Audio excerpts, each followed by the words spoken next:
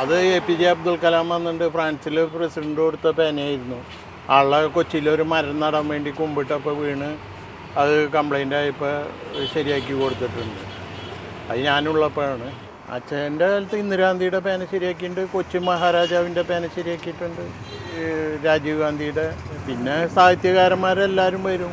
Vaisakhan, Sarah Joseph, പിന്നെ നമ്മുടെ പുരുഷൻ കടലുണ്ടി, പിന്നെ ശ്രീരാമൻ, അങ്ങനെ ഒരുവിധം സാഹിത്യകാരന്മാരൊക്കെ വരാറുണ്ട്. കുഞ്ഞുണ്ണി മാഷുള്ളപ്പോൾ ഇത് സന്ദർശനമായിരുന്നു. വൈലോപ്പിള്ളി അവരൊക്കെ ഉള്ളപ്പോൾ അവരൊക്കെ വന്നു. വൈലോപ്പിള്ളി ഇവിടെ താമസിച്ചിട്ടുണ്ടായിരുന്നു ആദ്യം, ദേവസ്വം ക്വാർട്ടേഴ്സിലായിരുന്നു.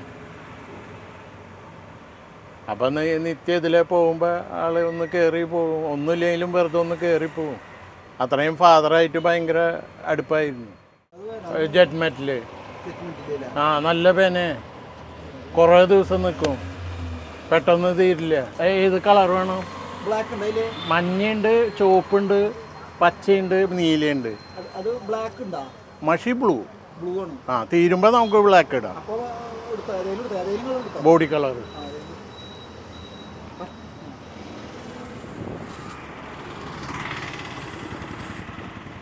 അന്ന് പേന കിട്ടാത്ത കാലമാണ്. ആ 2 കമ്പനിയൊക്കെ ഉള്ളൂ. ആ പേന കിട്ടിയ ജീവിതത്തിൻ്റെ അവസാനം വരെ കൊണ്ടു കിടക്കേണ്ട കാലഘട്ടമാണ്. അങ്ങനെയാണ് കേരളത്തിൻ്റെ മധ്യത്തിൽ ഫാദർ വന്ന് ഈ പേനയുടെ ഫാദർ ഇത് പഠിച്ചത് കൽക്കട്ടയിൽ നിന്നാണ്. അവിടുന്ന് വന്ന് ഇവിടെ കേരളത്തിൻ്റെ മധ്യത്തിൽ എല്ലാവർക്കും വന്നു പോകേണ്ട സൗകര്യത്തിനായിട്ട് കിട്ടും. എന്തെങ്കിലും മാറ്റം ചില പൈസ മേടിക്കുള്ളൂ, അല്ലെങ്കിൽ പൈസ മേടിക്കില്ല. അവർക്ക് പറഞ്ഞ് മനസ്സിലാക്കി കൊടുക്കും എങ്ങനെ ഉപയോഗിക്കേണ്ടത്. അവന്മാർ മഷിപ്പേന വെച്ചാൽ മഷി നിറച്ച് വയ്ക്കരുത്, ഉപയോഗിക്കണില്ലെങ്കിൽ കഴുകി വെക്കണം. ബോൾ പെന്ന് അധികം ഉണ്ടെങ്കിൽ മാറി മാറി ഉപയോഗിക്കണം, അപ്പോൾ കട്ട പിടിക്കില്ല. അപ്പോൾ അതൊക്കെ നമ്മൾ ശ്രദ്ധിച്ചാൽ പിന്നെ നമ്മൾ ഏതൊരു സാധനത്തിനെ അങ്ങോട്ട് സ്നേഹിച്ചാൽ നിങ്ങൾ തിരിച്ചും നമ്മളോട് റെസ്പോണ്ട് ചെയ്യുള്ളൂ. അപ്പോൾ പേന എന്ന് പറയുന്ന സാധനം നമ്മൾ അതിനെ സ്നേഹിക്കണം, അപ്പോഴത് തിരിച്ചും നമ്മളോട് ഇത് കാണിക്കുകയുള്ളൂ. നമ്മൾ ഉപയോഗിക്കുന്നില്ല, ശ്രദ്ധിക്കാണ്ട് ഇങ്ങനെ ഇട്ട് കഴിഞ്ഞാൽ അതേമാതിരി അതും നമ്മളോട് അതുമാതിരി പെരുമാറുക. അപ്പോൾ പേന എന്ന് പറയുന്നത് നിത്യം ഉപയോഗിക്കണം, പ്രത്യേകിച്ച് മഷിപ്പേന നിത്യം ഉപയോഗിച്ച് നമ്മൾ ഇതായാലേ കാര്യമുള്ളൂ. എല്ലാ ട്രീറ്റ്മെൻറ്റും ഉണ്ട്. അത് ചിലവർക്ക് പേന, ഇപ്പോൾ ഒരു കുട്ടി പഠിക്കുന്ന സമയത്ത് പേനയില്ല, ടീച്ചർ ഒരു പേന കൊടുത്തു, ആ പേന കൊണ്ട് ആ കുട്ടി ജീവിതത്തിൽ ഉന്നതങ്ങളിൽ എത്തിയ ആൾക്കാരുണ്ട്. അപ്പോൾ അത് അവരുടെ ജീവിതത്തിൻ്റെ ഒരു ഭാഗമായി വരികയാണ്. അപ്പോൾ അതിന് എന്തെങ്കിലും സംഭവിച്ചാൽ നമ്മളല്ലാണ്ട് വേറെ ആരുമില്ല. അതാണ് അങ്ങനെ പല കേസുകൾ നമ്മൾ ശരിയാക്കി കൊടുക്കുമ്പോഴാണ് അവർ ആ പേനയുടെ കാര്യങ്ങൾ നമ്മളോട് കഥ പറയാം. ഈ പേന എനിക്ക് ഇങ്ങനെ കിട്ടിയാണ്, ഇതുകൊണ്ട് എനിക്ക് പല ഉപകാരങ്ങൾ ഉണ്ടായിട്ടുണ്ട്. അങ്ങനെ പറയുമ്പോൾ നമുക്ക് ഭയങ്കര ഇതാണ് അവർ പറയണത് കേൾക്കുമ്പോഴേ. അവരുടെ ജീവിതത്തിൽ ഇത്രയും കൊല്ലം ഉണ്ടായ ഒരാൾ അടുത്ത ദിവസം അവതാശ റോഡ് ക്രോസ് ചെയ്യുമ്പോൾ താഴെ വീണു, ആകെ എഴുതാൻ പറ്റാണ്ടായി. ഞാൻ വന്ന ഒരു സെക്കൻഡ് കൊണ്ട് ശരിയാക്കി കൊടുത്തു. അപ്പോൾ അയാൾ എന്താ വേണ്ടത്, ഒന്നും വേണ്ടെന്ന് പറഞ്ഞു. അപ്പോൾ ആൾ പറഞ്ഞു 40 വർഷമായിട്ട് എൻ്റെ കൂടെ ഉണ്ടായിരുന്നത്, ഇന്ന് രാവിലെയാണ് ഇത് സംഭവിച്ചത്. എനിക്ക് ആകെ വിഷമമായിട്ട് ഒരു കാര്യം ഭക്ഷണം പോലും ഇറങ്ങാൻ പറ്റാണ്ടായി. എന്നിട്ട് നിങ്ങളിതിപ്പോൾ ശരിയാക്കി വന്നപ്പോഴേ എനിക്ക് ആ ഒരു സമാധാനമായി. എഴുതിയൊക്കെ നോക്കിയപ്പോൾ ആൾക്ക് സന്തോഷമായി.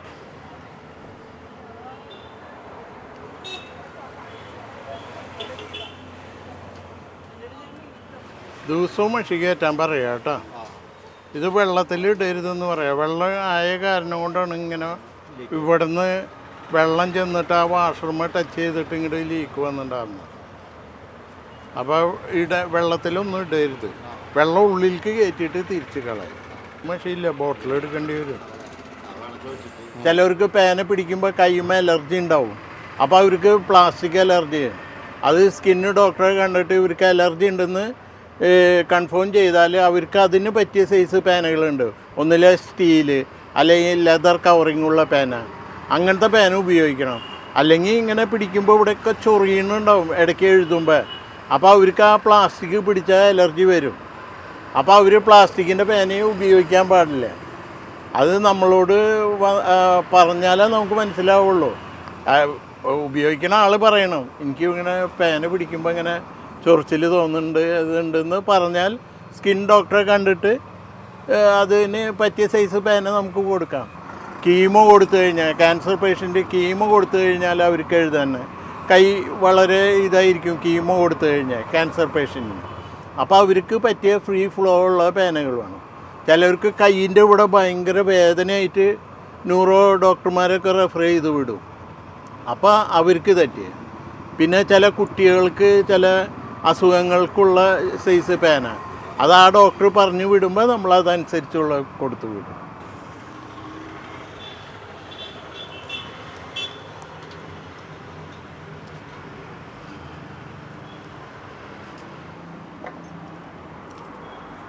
റീഫില്ലിന് കുഴപ്പമില്ലല്ലോ, എഴുതണില്ലേ? കുഴപ്പമില്ല. ഇതിന് പഴയ കാലത്തൊക്കെയാണെന്ന് വെച്ചാൽ എക്സാമിന് പോകുമ്പോൾ തന്നെ പേന തലേദിവസമൊക്കെ ശരിയാക്കി വെക്കും. ഇപ്പം അങ്ങനെയല്ല. ഇപ്പം ആ പോണ സമയത്ത് വന്നിട്ട് ഒരു പേന മേടിച്ചിട്ടാണ് പോണത്. അങ്ങനത്തെ കാലഘട്ടമായി. ഇപ്പം ഇന്നലെ ഒരു എക്സാമിന് ഒക്കെ വന്നിട്ട് അപ്പം അങ്ങോട്ട് റൂമിലേക്ക് കയറാൻ പോണ സമയത്ത് പേന വന്ന് മേടിച്ചുകൊണ്ടാണ്.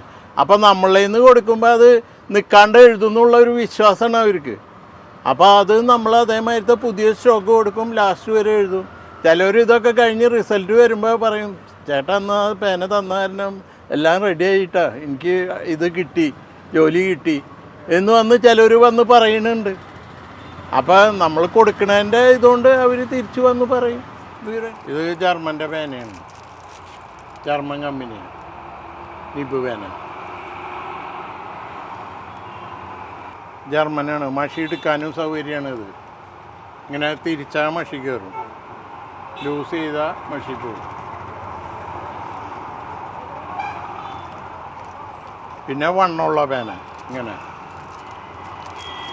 ഇങ്ങനെ ഏറ്റവും വണ്ണം കൂടിയതാണ്.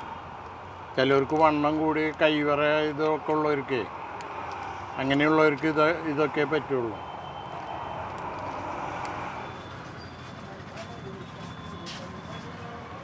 ഒരാൾക്ക് 4 കളർ ഉപയോഗിക്കണം. അങ്ങനെയെന്ന് വെച്ചാൽ 4 പേന കൊണ്ടു കിടക്കണ്ട. ഈ ഒരു പേന വെച്ച് കഴിഞ്ഞാൽ അവർക്ക് 4 കളർ ഉപയോഗിക്കാം. തീരുമ്പോൾ ഇതിൻ്റെ ട്യൂബ് കിട്ടുകയും ചെയ്യും.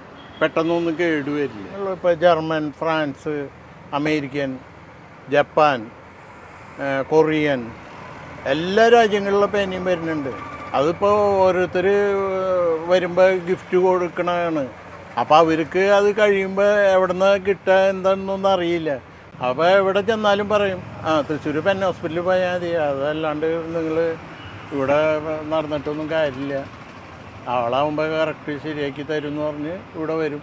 വന്ന് ശരിയാക്കി കൊടുക്കുമ്പോഴാണ് ഞാൻ ഇന്ന സ്ഥലത്താണ്, ഞാൻ അവിടെ നിന്ന് വരികയാണ്, അവിടെ നിങ്ങളെ പറ്റി അറിയും, അപ്പോൾ അവിടുത്തെ കടക്കാരൻ പറഞ്ഞിട്ട് ഞാൻ അറിഞ്ഞത് എന്ന് വന്നിട്ട് എന്നോട് പറയും. അതിപ്പോൾ കേരളത്തിൻ്റെ ഒരറ്റം തൊട്ട് ഒരറ്റം വരെ, അതുമാതിരി ഇന്ത്യയിൽ തന്നെ, ഇന്ത്യയുടെ ബോർഡറിൽ നിന്നൊരു കേണൽ, ആ കേണലിൽ ഒരു അമ്മ കൊടുത്തതാണ്. അമ്മ മരിച്ചു പോയി. പക്ഷേ ആ പേനയ്ക്കൊരു ഇത് വന്നപ്പോൾ ഇന്ത്യയുടെ ബോർഡറിലുള്ള ഒരു കേണലിന് ഇവിടെ തൃശ്ശൂരുള്ള ഒരാൾക്ക് ലീവ് കൊടുത്തിട്ട് ആ പേനയും കൊണ്ടുവന്നു. അപ്പോൾ അത്രയും ആ പേനോട് ഇതായ കാരണം, അല്ലെങ്കിൽ ലീവ് കൊടുക്കില്ല.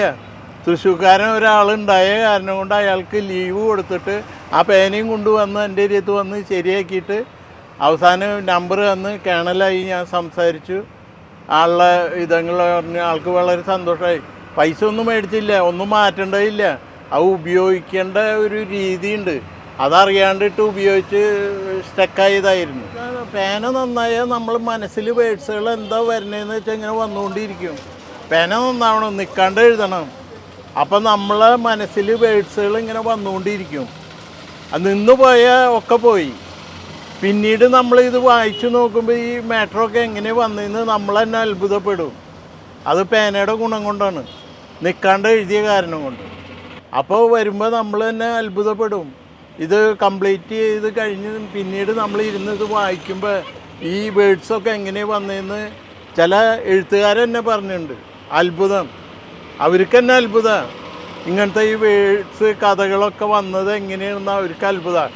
അവരൊരാശയം മനസ്സിൽ വിചാരിച്ചിട്ടുണ്ടാവും ഇന്നതാണ് എന്നുള്ളത്.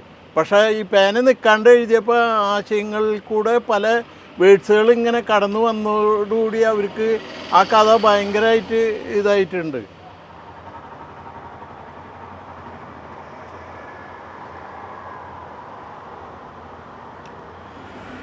പിന്നെ നമ്മളെ നിന്നാവുമ്പോൾ ഒരു വിശ്വാസമുണ്ട്, നിൽക്കാണ്ട് എഴുതും.